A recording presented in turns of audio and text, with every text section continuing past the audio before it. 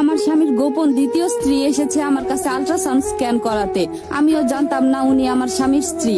আমি যখন বললাম এই খুশির দিনে আপনার হাজবেন্ড আসে নাই আপনার সাথে, উনি তখন বলল আসলে ম্যাডাম আমার স্বামী তো তার ব্যবসা নিয়ে প্রচুর ঝামেলায় থাকে, তাই আসতে পারে নাই। এটা বলে উনি খুশি মনে ওনার মোবাইল থেকে তাদের দুইজনের একসাথে একটা ফটো দেখাইলো। ফটোতে তার স্বামীকে দেখে আমার পায়ের তলা থেকে যেন মাটি সরে গেল।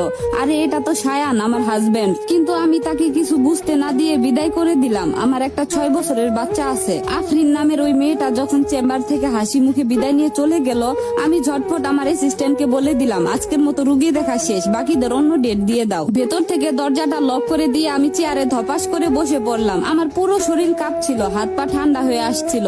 টেবিলের উপর রাখা পানির গ্লাসটা নিতে গিয়েও পারলাম না, হাত থেকে পানি ফসকে মেঝেতে পড়ে গেল। ঠিক আমার জীবনের মতোই যা এক নিমেষে উলট পালট হয়ে গেছে। মোবাইলের স্ক্রিনে দেখা সায়ানের ওই চিলতে হাসিটা আমার চোখের সামনে বারবার ভাসছিল।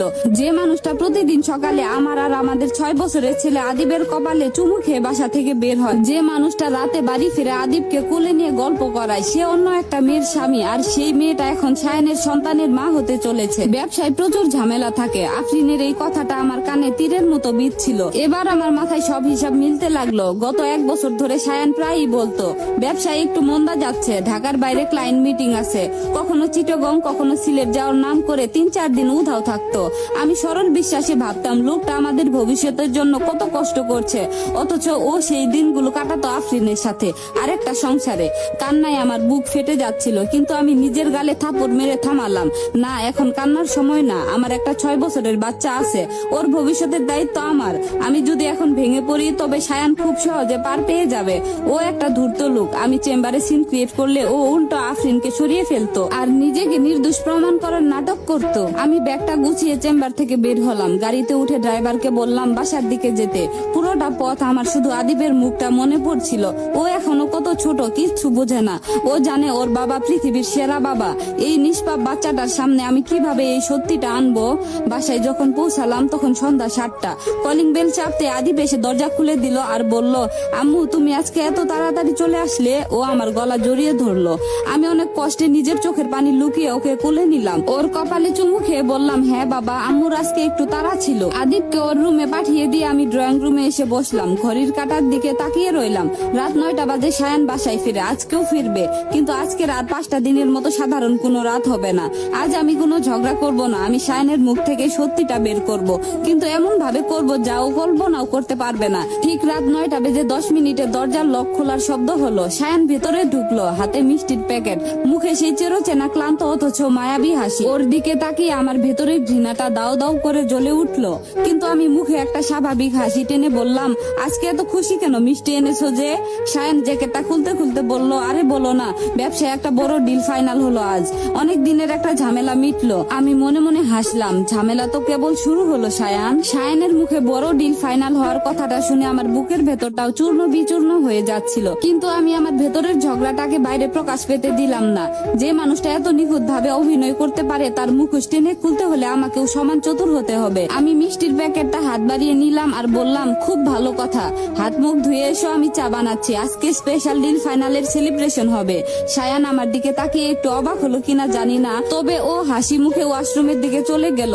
ও ভিতরে ঢুকতেই আমি রান্নাঘরে গেলাম। চায়ের পানি বসিয়ে দিয়ে ড্রয়ার থেকে একটা ধারালো ছুরি বের করলাম। লেবু কাটার বাহানায় ছুরিটা হাতে নিয়ে আমার মনে হলো ইচ্ছে করছে সায়ানের এই মায়াবী চেহারার পিছনের আসল রূপটা সবার সামনে কেটে টুকরো টুকরো করে দেই। কিন্তু না, আদিবের মুখটা মনে পড়তে আমি নিজেকে শান্ত করলাম। আইনি এবং মানসিক ভাবে ওকে এমন জায়গায় দাঁড় করাতে হবে যেখান থেকে ওর পালানোর কোনো পথ থাকবে না। চা নিয়ে যখন ড্রয়িং রুমে আসলাম, সায়ান তখন সোফায় রিল্যাক্সে বসে মোবাইল স্ক্রল করছিল। আমি ওর মুখোমুখি বসলাম, চায়ের কাপটা ওর দিকে এগিয়ে দিয়ে বললাম আচ্ছা সায়ান, তোমার এই নতুন ডিলটা থেকে তো ভালো লাভ হবে তাই না? সায়ান চায়ের কাপে চুমুক দিয়ে তৃপ্তির হাসি আসলো আর বলল হ্যাঁ আফরি, আফরা, অনেক লাভ হবে। আমাদের আগামী কয়েক বছর আর কোনো চিন্তাই করতে হবে না। ও মুখ ফসকে আফরিন বলতে গিয়ে নিজেকে সামলে নিল। ও ভেবেছে আমি খেয়াল করিনি, কিন্তু আমার কান তখন তীরের মতো তীক্ষ্ণ। আমার নাম আফরা আর ওই মেয়েটার নাম আফরিন। নামের এই মিলটা কি সায়ানের অবচেতন মনেও জট পাকিয়ে দিচ্ছে? আমি মনে মনে হাসলাম, এক ভয়ানক শীতল হাসি। মুখে বললাম বাহ, খুব ভালো। তো সায়ান, তোমার ওই নতুন ক্লায়েন্টরা দেখতে কেমন? মানে পার্টনারশিপে যারা আছে তাদের ফ্যামিলি কেমন? কখনো তো আমাদের সাথে আলাপ করালে না। সায়ান একটু অস্বস্তি বোধ করলো যেন। চায়ের কাপটা টেবিলে রেখে বলল আরে ওরা একটু রক্ষণশীল টাইপের তো, ব্যবসার বাইরে ফ্যামিলি লাইফ জড়াতে চায় না। কেন বলো তো হঠাৎ এই প্রশ্ন? আমি সোফায় একটু হেলান দিয়ে বসলাম আর বললাম, না এমনি, আজকে আমার চেম্বারে এক অদ্ভুত একটা কেস এলো তো তাই রিলেট করছিলাম। সায়ান স্বাভাবিকভাবে জিজ্ঞেস করলো, কি কেস? ও তখনও জানে না ও নিজের খোরা গড়তে নিজে পা দিতে চলেছে। আমি সায়ানের চোখের দিকে সোজাসুজি তাকালাম আর বললাম, আজকে একটা মেয়ে এসেছিল আল্ট্রাসাউন্ড করাতে, খুব মিষ্টি দেখতে, মেয়েটার 4 মাসের প্রেগনেন্সি। তো আমি তাকে জিজ্ঞেস করলাম, এই খুশির দিনে আপনার হাজবেন্ড আসেনি কেন? মেয়েটা তখন খুব গর্ব করে বলল, তার স্বামী নাকি কাপড়ের বড় ব্যবসায়ী, ব্যবসায় প্রচুর ঝামেলা থাকে, চিটাগং সিলেট ট্যুর করতে হয়, তাই আসতে পারেনি। সায়ানের হাতের কাপটা যেন হালকা কেঁপে উঠলো, ওর কপালের কোণে এক ফোঁটা ঘাম জমতে শুরু করেছে। ও ঢুক গিলে বলল, ও আচ্ছা, তো আজকালকার যুগে কত রকম মানুষই তো থাকে। আমি গলাটা আরো একটু নরম আরো একটু পরিষ্কার করে বললাম, কথা শেষ হয়নি সায়ান। মেয়েটা তখন খুব খুশি হয়ে তার মোবাইলে তার বরের সাথে একটা ছবি আমাকে দেখালো আর বলল, ম্যাডাম দেখেন আমার স্বামীটা কত কেয়ারিং। ছবিটা দেখে আমার কি মনে হলো জানো সায়ান? সায়ান এবার সোফায় সোজা হয়ে বসলো, ওর মুখের সেই ক্লান্ত মায়াবী হাসিটা এক নিমিষে উধাও হয়ে গেছে। ও ফ্যাকাশে চোখে আমার দিকে তাকিয়ে রইলো আর বলল, কি মনে হলো? আমার মনে হলো দুনিয়াটা কত ছোট। আমি পকেট থেকে আমার মোবাইলটা বের করলাম। আফরিন যখন ছবিটা দেখাচ্ছিল আমি তখন প্রেসক্রিপশন লেখার বাহানায় নিজের মোবাইলে ওদের ওই যুগল ছবির একটা স্ক্রিনশট নিয়ে নিয়েছিলাম। আমি মোবাইলের স্ক্রিনটা অন করে সায়ানের চোখের সামনে ধরলাম আর বললাম, আমার মনে হলো এই ছবিতে মেয়েটার পাশে দাঁড়িয়ে থাকা লোকটা হুবহু আমার স্বামী সায়ানের মতো দেখতে, যার ডান গালে একটা ছোট তিল আছে আর ঠিক এভাবে জড়িয়ে ধরে হাসে। সায়ানের হাত থেকে চায়ের কাপটা টেবিলের উপর রাখার সময় একটু চা ছিটকে পড়লো। ওর ফর্সা মুখটা মুহূর্তেই ফ্যাকাশে হয়ে গেল। ও জোর করে একটা শুকনো হাসি হাসার চেষ্টা করলো আর বলল, কি যে বলো না অনন্যা, পৃথিবীতে ওই রকম দেখতে কত মানুষই থাকে, অনেক ছেলের গালে ছোট তিল থাকে।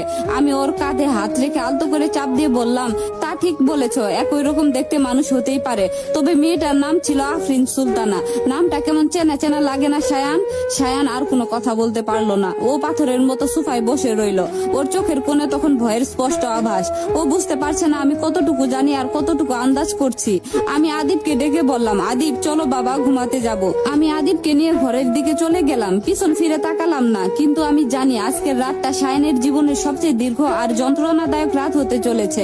ও সারা রাত ছটফট করবে এই ভেবে যে ওর আসল রূপ আমার সামনে প্রকাশ হয়ে গিয়েছে কিনা। খেলা তো মাত্র শুরু হলো সায়ান। তুমি যেভাবে আমার হাসি খুশি সংসারটাকে দুটো টুকরো করেছো, আমি তার হিসাব কড়াই গন্ডাই বুঝে নেব। আদিবকে ঘুম পাড়িয়ে যখন নিজের ঘরে ফিরলাম তখন ঘড়িতে প্রায় 11টা।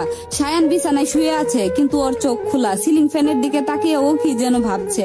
আমি ঘরে ঢুকতে ও একটু চমকে উঠলো, তারপর নিজেকে সামলে নিয়ে চট করে একটা স্বাভাবিক হাসি ফুটিয়ে তোলার চেষ্টা করলো। সায়ান বলল, আদিব ঘুমিয়েছে আফরা। ওর গলায় স্পষ্ট একটা জড়তা, যেন নিজের অবচেতনার অপরাধ বোধটাকে ঢাকতে চাইছে। হ্যাঁ, ও তো ঘুমালেই বাঁচি, সারাদিন কি যে পরিমাণ দুষ্টুমি করে। আমি খুব স্বাভাবিক ভাবে আলমারি থেকে নাইট ড্রেস বের করতে করতে বললাম। আয়নায় সায়ানের প্রতিবিম্বটা দেখছিলাম। ও আর চোখে আমার দিকে তাকাচ্ছে। ও এখনো নিশ্চিত হতে পারছে না আমি সত্যি সবকিছু ধরে ফেলেছি নাকি কেবলই একটা কাকতালীয় ঘটনা নিয়ে ঠাট্টা করছি। আমি ওয়াশরুম থেকে চেঞ্জ করে এসে বিছানার এক পাশে শুয়ে পড়লাম। সায়ান একটু ইতস্তত করে আমার দিকে এগিয়ে এলো, আমার কাঁধে হাত রেখে খুব একটা চেনা মায়াবী গলায় বলল, আজকে চেম্বারের ওই কেসটার কথা বলেছিলে না? আসলে আমি ভাবছিলাম দুনিয়ায় কত রকম অদ্ভুত মানুষ থাকে, তাই না? চেহারার মিল থাকলে কি আর মানুষ এক হয়? তুমি মিছে মিছে ওইসব নিয়ে মাথা ঘামিও না জানু। ওর হাতের স্পর্শে আমার পুরো শরীর ঘৃণায় রি করে উঠলো। ইচ্ছে করছিল ওর হাতটা ঝটকা মেরে সরিয়ে দেই, কিন্তু আমি মনে মনে হাসলাম। সায়ান ধরে নিয়েছে আমি এখনো অন্ধকারে আছি। ও ভাবছে আফরিনের নামের মিল আর চেহারার মিলটাকে ও একটা কাকতালীয় দুর্ঘটনা বলে পার পেয়ে যাবে। ও আসলে দুই নৌকায় পা দিয়ে চলতে চাইছে। এদিকে আমার মতো প্রতিষ্ঠিত ডাক্তার স্ত্রী আর ফুটফুটে সন্তান, ওদিকে আফরিনের মতো সরল অল্প বয়সী নতুন একটা মেয়ে। ও কোনো পক্ষেই হারাতে চায় না। আমি একটা দীর্ঘশ্বাস ফেলে ওর দিকে তাকালাম, চোখে একা সরলতা ফুটিয়ে বললাম, তা ঠিক বলেছ সায়ান। আমি ওপরে ভাবলাম আমি আসলে পাগলের মতো ভাবছিলাম। আমার সায়ান কি আর তেমন মানুষ? তুমি তো আমার আর আদিবের জন্য দিনরাত এক করে খাচ্ছ। I am sorry. আমি আসলে আজ চেম্বারে প্রচন্ড টায়ার্ড ছিলাম তো তাই উল্টোপাল্টা ভেবে ফেলেছি। আমার মুখে এই কথা শুনতে সায়ানের পুরো শরীর যেন এক নিমিষে শিথিল হয়ে গেল। ওর বুকের উপর থেকে যেন মস্ত বড় একটা পাথর নেমে গেল। ও এক গাল হেসে আমার কপালে একটা চুমু খেলো আর বলল, পাগলি একটা, ঘুমাও এখন, অনেক ধকল গেছে আজ তোমার উপর দিয়ে। ও পাশ ফিরে নিশ্চিন্তে চোখ বন্ধ করলো। কিছুক্ষণের মধ্যে ওর নিয়মিত নিঃশ্বাসের শব্দ শোনা গেল। ও ঘুমিয়ে পড়েছে, কিন্তু আমার চোখে এক ফোঁটা ঘুম নেই। অন্ধকার ঘরের দিকে তাকিয়ে আমি মনে মনে ভাবলাম, সায়ান তুমি ভেবেছো তুমি খুব চালাক, তুমি এই আফরাকে এখনো চেনোনি। তুমি যখন দুই নৌকায় পা দিয়ে চলার খেলাটা খেলেছো, আমি তখন নিশ্চিত করব যেন মাঝ নদীতে গিয়ে তোমার দুটো নৌকায় একসাথে ডুবে যায়। পরদিন সকালে সায়ান অন্য দিনগুলোর চেয়ে একটু বেশি কেয়ারিং আচরণ করলো। ব্রেকফাস্ট টেবিলে নিজ হাতে আমাকে অমলেট এগিয়ে দিল।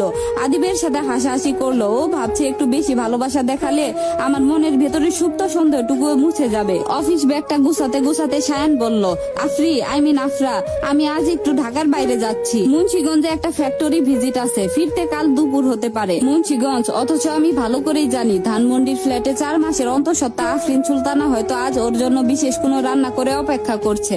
সায়ান সেখানে গিয়ে সংসার করবে। আমি বললাম, আচ্ছা সাবধানে যেও। পৌঁছানো মাত্র আমাকে একটা কল দিও। আমি ওর গালে আলতো করে হাত রেখে বিদায় জানালাম। সায়ান তৃপ্তির হাসি হেসে বাসা থেকে বেরিয়ে গেল। ও ভাবলো ও আবার জিতে গেল। সায়ান বেরিয়ে যাওয়ার ঠিক 20 মিনিট পর আমি আমার চেম্বারের অ্যাসিস্ট্যান্ট রনিকে ফোন করলাম। রনি আমার খুব বিশ্বস্ত, ও আমার মেডিকেলের শুরুর দিনগুলো থেকে আমার সাথে আছে। রনি ফোন ধরতেই বললাম, হ্যালো রনি, আজ আমার চেম্বারে আসতে একটু লেট হবে। তুমি একটা কাজ করো, গতকাল আফরিন সুলতানা নামের যে পেশেন্ট এসেছিল ওনার ফাইলে ওনার একটা লোকাল নম্বর আর অ্যাড্রেস দেওয়া আছে। নম্বরটা আমাকে এখনই টেক্সট করো। আর শুনো, বিষয়টা যেন একদম আমাদের দুজনের মধ্যেই থাকে। রনি বলল, জি ম্যাম, এখনই দিচ্ছি। রনি আর কোনো প্রশ্ন না করে লাইনটা কেটে দিল। 1 মিনিটের মধ্যে আমার মোবাইলে আফরিনের নম্বর চলে এলো। আমি নম্বরটার দিকে তাকিয়ে গভীর একটা শ্বাস নিলাম। সায়ান এখন মুন্সিগঞ্জের কথা বলে ধানমন্ডির দিকে যাচ্ছে। ও ভাবছে ও দুদিকেই ব্যালেন্স করে সুখে থাকবে, কিন্তু ও জানে না এই দুই পৃথিবীর সুতোটা এখন আমার হাতে। আমি আফরিনের নম্বরে ডায়াল করলাম। ফোনের ওপাশ থেকে রিং হওয়ার শব্দ ভেসে আসছে। সায়ানের অজান্তে ওর তৈরি করা তাসের ঘরটা এবার ভাঙার সময় এসেছে। এই গল্পটি এখানেই শেষ নয়। পরবর্তী পর্ব শুনতে চাইলে অবশ্যই একটি কমেন্ট করবেন। ধন্যবাদ।